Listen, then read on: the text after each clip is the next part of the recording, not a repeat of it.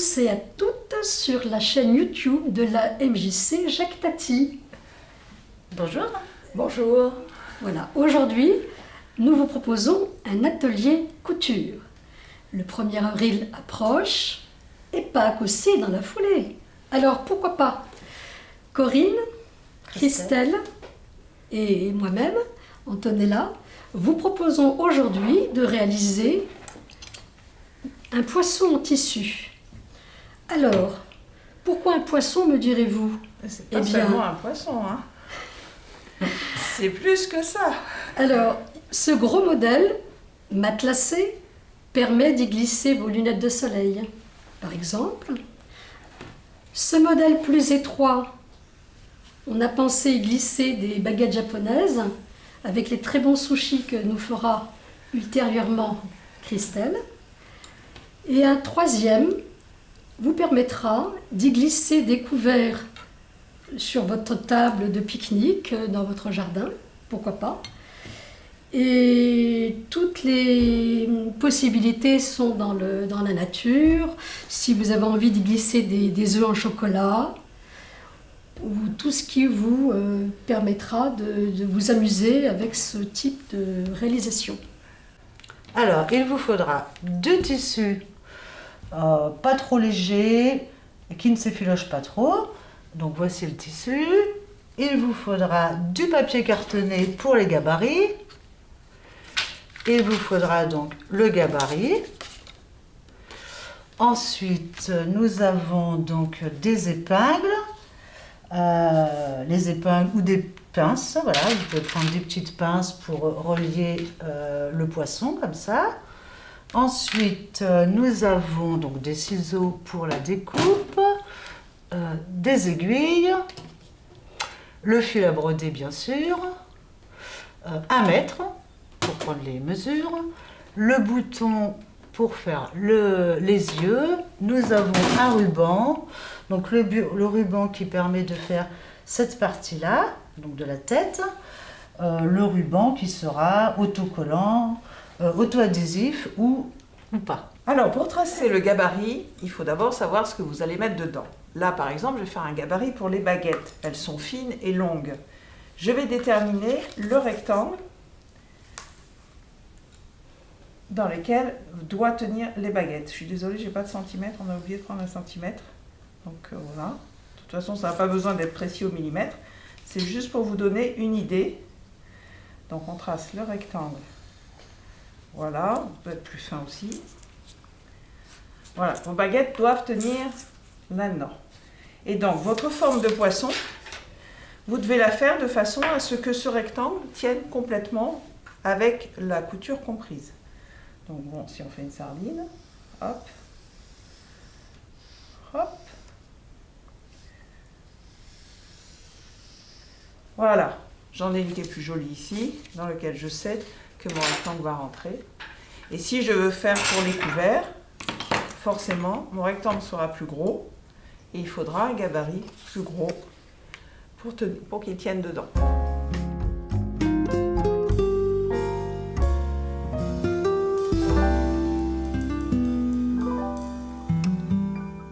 Et je vais passer la main à Antonella pour qu'elle continue. Avec plaisir. Les étapes suivantes. Voilà, alors muni d'un ciseau à papier, vous procédez à la découpe du gabarit que Corinne a gentiment dessiné.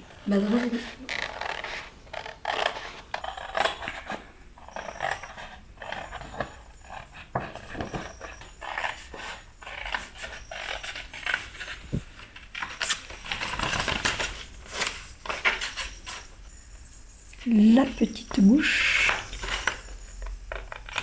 Voilà, vous avez terminé la découpe du gabarit. Vous allez procéder à l'étape suivante que vous allez retrouver sur le tuto page 2. Pour cela, vous épinglez 2 bandes de tissu envers sur envers. C'est important.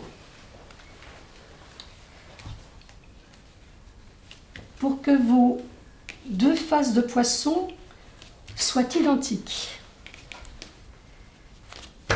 Et ensuite, je place mon poisson.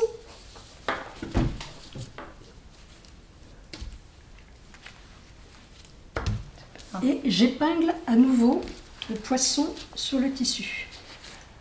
Enfin,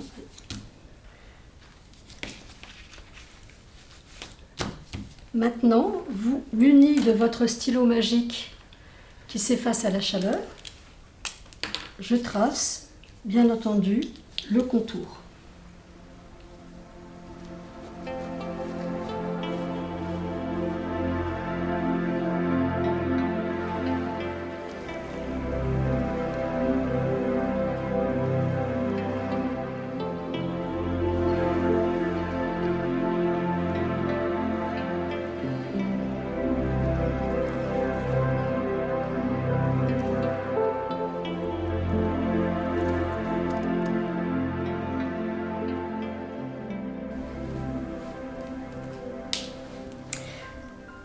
Alors, il ne vous reste plus qu'à découper à présent votre tissu. Muni de votre ciseau magique pour les tissus. C'est important de ne pas mélanger vos outils, hein, comme pour n'importe quel travail. Les ciseaux à papier ne coupent que le papier et les ciseaux à tissu ne coupent que le tissu. Usage unique. Voilà. Pour les virages, j'aurais dû... il vaut mieux pour les virages de la queue de mettre une petite épingle, ça sera plus facile. J'ai oublié de le faire. Et donc vous avez vu que j'ai rajouté l'épingle. Donc la queue est délicate. Et toujours, on découpe toujours du bas vers le haut. Toujours tout droit. Merci Corinne. Perpendiculaire. Oui, parce que c'est plus précis. Tu coupes avec plus de précision comme ça. Corinne est notre coach. Et voilà le travail. Donc je vais rajouter quand même une épingle pour tenir l'ensemble. Voilà. Et maintenant, on est prêt pour commencer l'étape suivante, qui sera la pose du ruban adhésif pour visualiser la tête du poisson. Il y a deux manières de procéder telles qu'on vous propose aujourd'hui. Donc soit vous collez de façon simple le ruban en ligne droite, soit vous pouvez, pour faire plus joli, poser votre ruban de manière circulaire. On trouve que ça fait plus joli. On arrondit. On arrondit. Nous, on préfère en arrondi personnellement. Mais En bon, droit, ça fait un peu plus naïf, c'est joli aussi. voilà, c'est plus naïf, c'est plus facile de le faire droit pour un enfant. Hein. Si vous le faites avec des enfants, ça sera plus facile.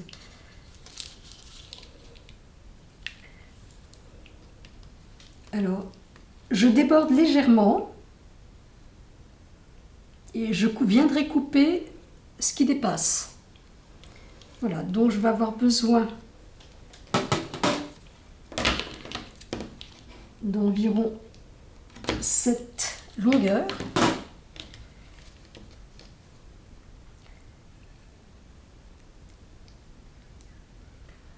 Alors là, nous, on a pris de la dentelle adhésive, mais vous pouvez prendre un ruban et tracer avec un trait de colle la tête du poisson et venir coller le ruban dessus. On pourrait broder aussi, faire un point de Sinon, on peut broderie. broder, alors après, tout est ouvert. Il est à peu près rond. Et maintenant, je peux couper ce qui dépasse.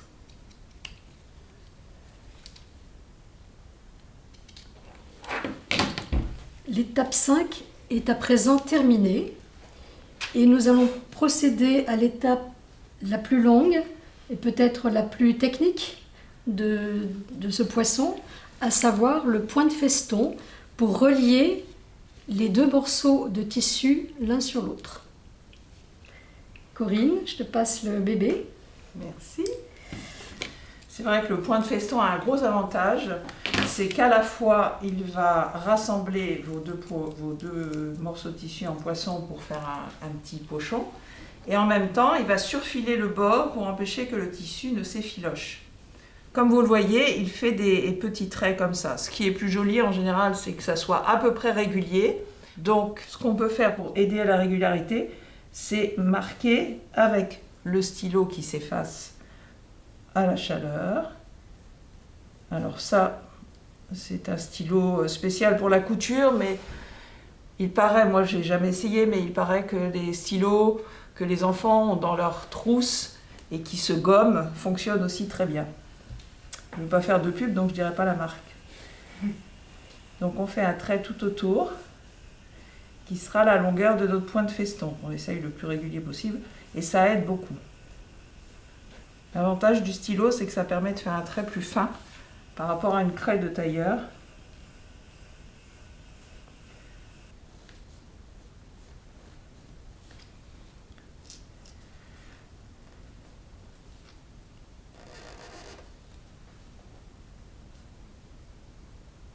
Voilà. Moi, je vais prendre les pinces. Pour la queue, je préfère mettre les pinces. Il faut bien que la queue ne bouge pas, parce que comme c'est la partie la plus fine, c'est la partie qui peut le plus facilement se décaler quand on brode. Alors évidemment, pour que ça soit un pochon, il faut que la tête reste ouverte. Donc, on sait tous que lorsqu'on brode, c'est au moment où il ne faut pas que l'aiguillet s'arrête et qu'il faut faire un nœud. Pour éviter ça, je commence systématiquement par faire la tête. Donc j'immobilise là derrière ma tête pour être sûr de ne pas la broder.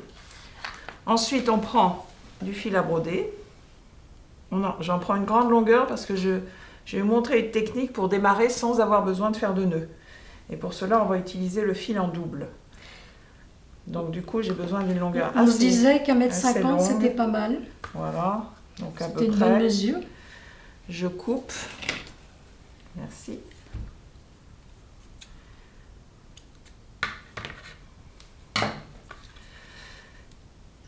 Alors, pour celles qui ne connaissent pas le fil à broder, il est composé de 6 brins. Donc, il faut enlever juste un brin, sinon c'est trop épais. Voilà, donc je prends un brin et je tire. Il faut bien tirer tout le long, sinon ça fait des nœuds. Donc je tire, vous voyez, ça fait un gros bouchon. Et ce gros bouchon, je l'emmène vers la fin. Tu fais glisser. Je fais glisser jusqu'à la fin du fil. Et je continue à tirer comme ça. Voilà. Je le mets en double. Et j'ai donc de ce côté-là une boucle. Et là, je prends une aiguille. J'en ai une de... Voilà. Tu veux une aiguille facile? Non, ça va aller. Donc là, hop. Ça se trouve, il ne va pas vouloir rentrer. On le passe, voilà. Sinon, si vous avez des problèmes, parce que comme le fil, même si on le divise en 6, il est quand même plus gros qu'un fil normal, ça peut être compliqué. Il existe des aiguilles, on appelle des aiguilles faciles, ou alors là, c'est simple. Elles sont ouvertes au-dessus ici. Ah oui? Oui. Et du coup, Il ne reste plus qu'à clipper le fil. voilà, on clipse le fil dedans. Carrément. Voilà. Voilà. Donc là, je descends la boucle tout en bas. Voilà. Et ici, j'ai une boucle qui va me servir à démarrer sans le nœud. Donc je démarre un peu avant le ruban. Hop. Et lorsque j'arrive au niveau de la boucle, je passe mon fil dedans. Et voilà, comme ça, il est arrêté, je n'ai pas fait de nœud. Il ne peut plus se sauver. Et donc ensuite, on continue à faire des ponts. Pour faire des ponts, c'est simple. On vient toujours piquer au niveau du trait qu'on a tracé tout à l'heure. On passe à travers. On peut mettre son doigt, si on veut, pour aider. L'aiguille vient toujours derrière le tissu, hein, Corinne. Moi, je fais par derrière. Mm. Il y en a peut-être qui font autrement, mais moi c'est comme je fais. Et après on passe toujours son fil dedans. Et vous voyez, ça fait un point avec un petit pont. C'est ce qu'on appelle le point de feston. Voilà. Donc nous avons opté pour un tissu qui ne s'effilage pas trop. C'est de la popeline là. C'est de la popeline. Alors nous allons chacune continuer à festonner nos petits poissons. On a chacune un peu notre façon de faire. Et on s'arrêtera à quelques étapes qui sont un petit peu compliquées, qui sont les angles. Parce que, comme vous voyez, le point de feston, il est toujours perpendiculaire à soi, sauf dans les angles où il faut un petit peu ruser. Et comment on arrête le point et comment on redémarre le point ensuite. Donc allons-y. La première qui est arrivée réveille l'autre.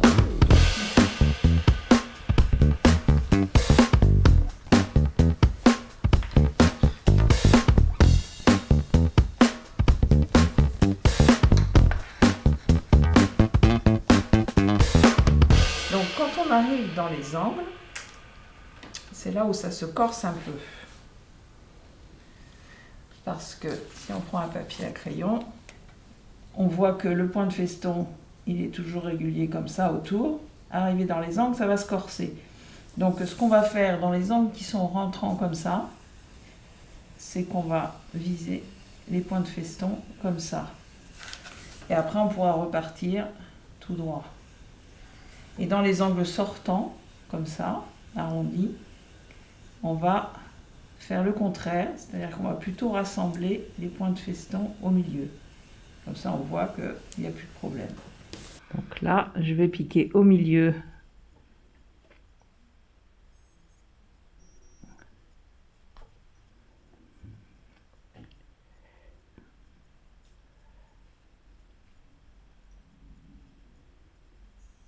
Du coup, celui-là, il a bougé, je le remets. Voilà. Et je repars sur le côté, toujours perpendiculairement au bord du tissu.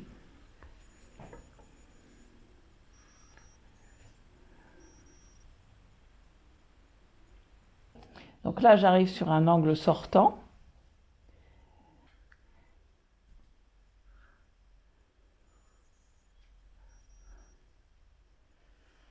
Voilà. Je repique dans le même trou.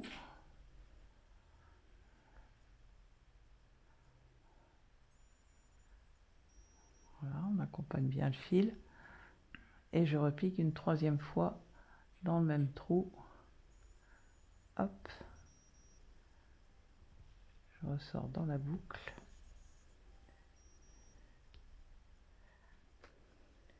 Et j'ai mon point d'angle, qui est tellement petit qu'on ne le voit pas bien. Et après, on continue.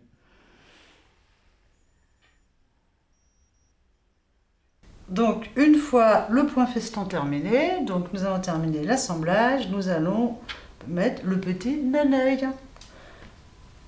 Le petit naneuil. Donc, on garde toujours cette petite boucle pour éviter le nœud. On pique dans un trou. On revient de l'autre côté. On récupère notre boucle. Voilà. Et ensuite, il suffit juste de passer d'un trou à l'autre pour bien consolider le petit naneuil. Là.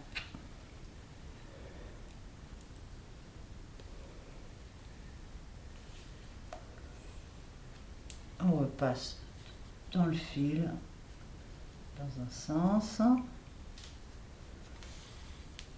besoin de faire de nœud finalement. Dans un sens, dans l'autre.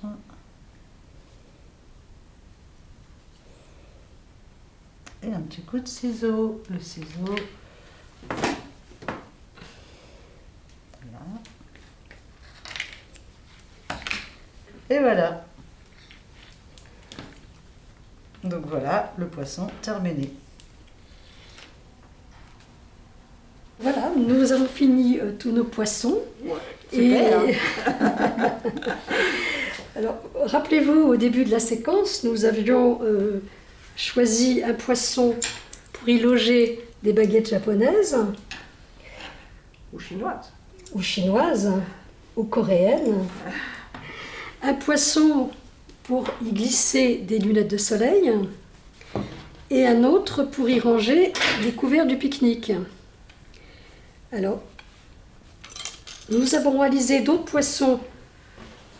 Et puisque c'est Pâques, nous allons y cacher les petits chocolats. Voilà, gourmand. Miam miam. Alors, attends, je vais déjà prendre un petit Faut pas les manger, poisson. Christelle. Non. Voilà. Ah, mais on contient pas mal quand même. Hein. Ils sont gourmands les poissons. Et vous pouvez bien sûr laisser libre cours à votre imagination. Alors Corinne, Christelle et moi, on a réalisé un petit portique afin de les présenter, comme dans le restaurant à Sanary, où je les ai vus pour la première fois. Voici les petites bêtes. On peut en faire un mobile pour enfants aussi si on veut. Tout à fait. Et aujourd'hui, à l'heure du zéro déchet, nous avons décidé de réutiliser nos gabarits pour mettre dans une petite jardinière. On va installer nos petits poissons. Voilà. Voilà, avec un peu de chance, si vous avez du vent, vos poissons vont se mettre en mouvement. Voilà, et pour un meilleur effet, faites des gabarits avec du joli papier.